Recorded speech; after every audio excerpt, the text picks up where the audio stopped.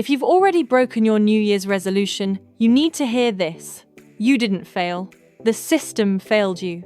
And in the next 10 minutes, I'm going to show you exactly how to turn this around. Hello, and welcome to the 10-Minute Coach. Let me guess, you started January full of hope. Maybe you were going to exercise 5 times a week. Eat healthier. Finally, write that book. Stop scrolling social media for hours. Be more present with your kids. And then, life happened. Here's a statistic that might make you feel better or worse. Research shows that 80% of New Year's resolutions fail by February. That's right, 80%. But here's what they don't tell you. It's not because you lack willpower. It's not because you're lazy. And it's definitely not because you're broken. The truth? Most resolutions are designed to fail from the start. Today, we're going to talk about what to do when you don't stick to your resolutions. And I promise you, this isn't going to be another lecture about trying harder. This is about working smarter, understanding your brain, and creating change that actually lasts. Let's start with the hard truth. Traditional resolutions set us up for failure. Here's why. Research from the University of Scranton found that only 8% of people achieve their New Year's goals. But women face unique challenges. A study published in the Journal of Health Psychology showed that women are 25% more likely than men to abandon their goals within the first 3 weeks, often due to competing demands on their time and energy. Think about it. As women, we're often juggling careers, families, relationships, household management, and somehow we're supposed to squeeze in a complete life transformation on January 1st while still doing everything else. The biggest mistakes we make are with resolutions. First, we make them too big and too vague. Get healthy or change my life sounds inspiring, but your brain has no idea what that actually means or where to start. Second, we rely on motivation. Here's the problem.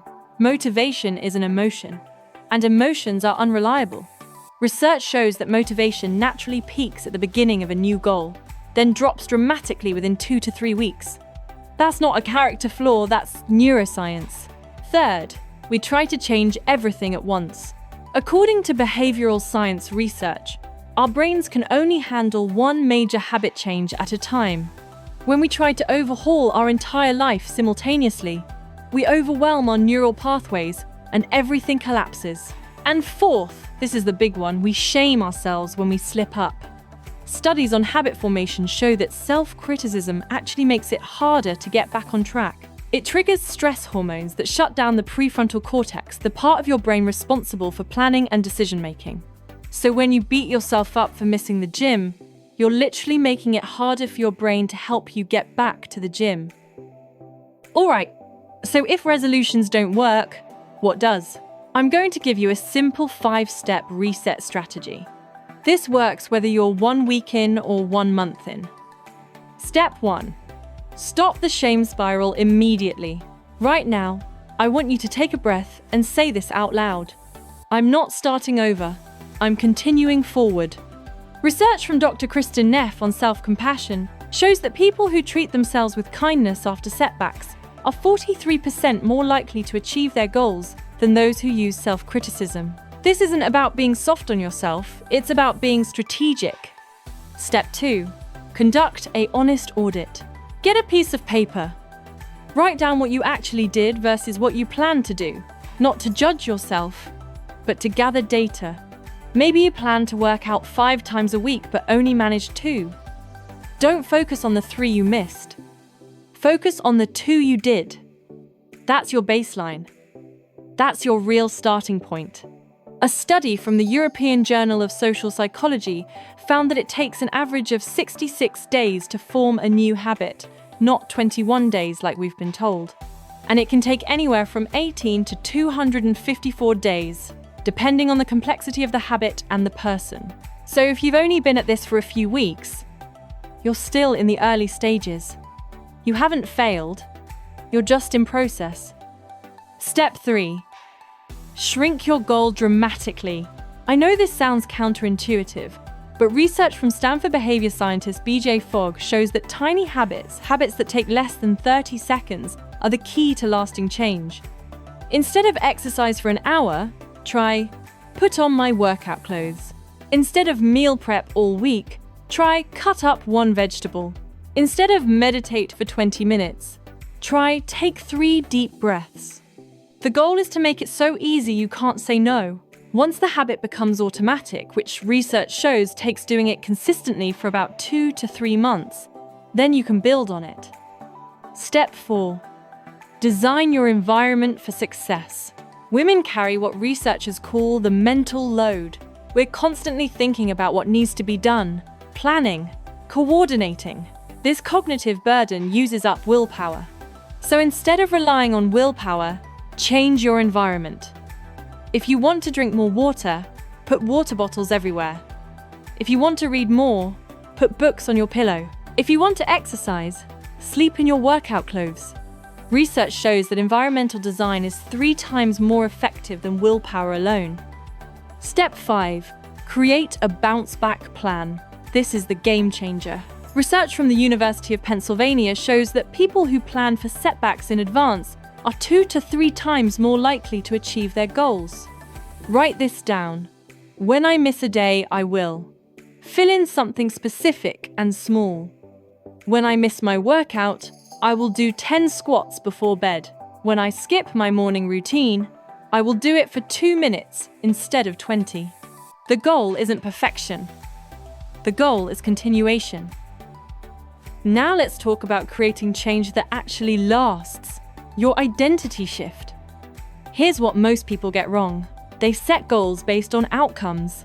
I want to lose 20 pounds. I want to write a book.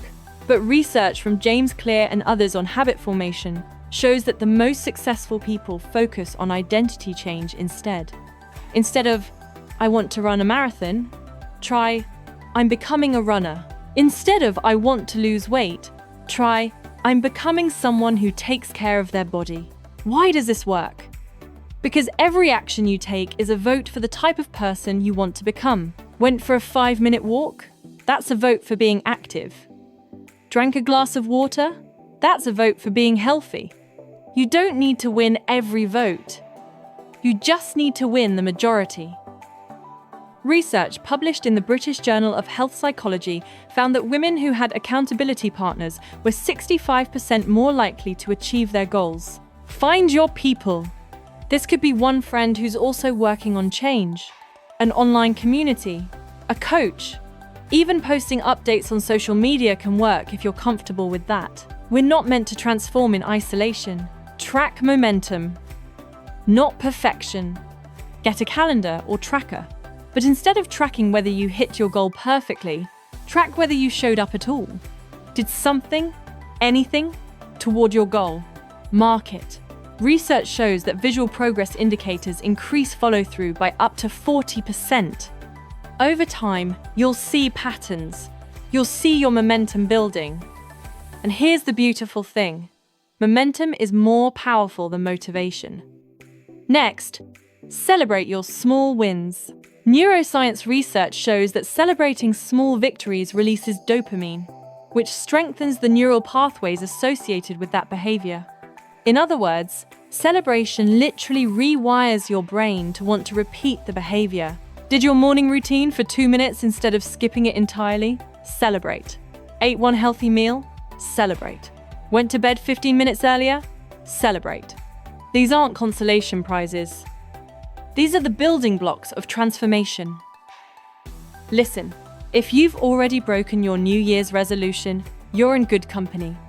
You're actually in the majority. But that doesn't mean your goals are impossible. It just means you need a different approach. Remember, you're not starting over. You're continuing forward with better information. Stop trying to be perfect. Start trying to be consistent. Stop relying on motivation. Start designing your environment. Stop shaming yourself. Start showing yourself the same compassion you'd show a friend. The woman you want to become isn't created by one perfect month.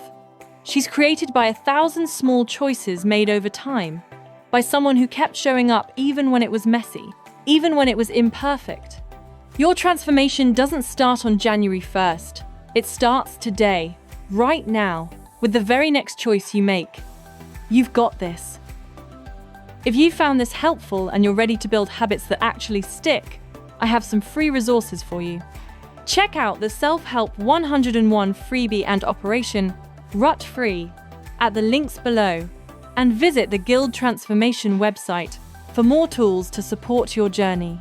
See you in the next 10-minute coach video.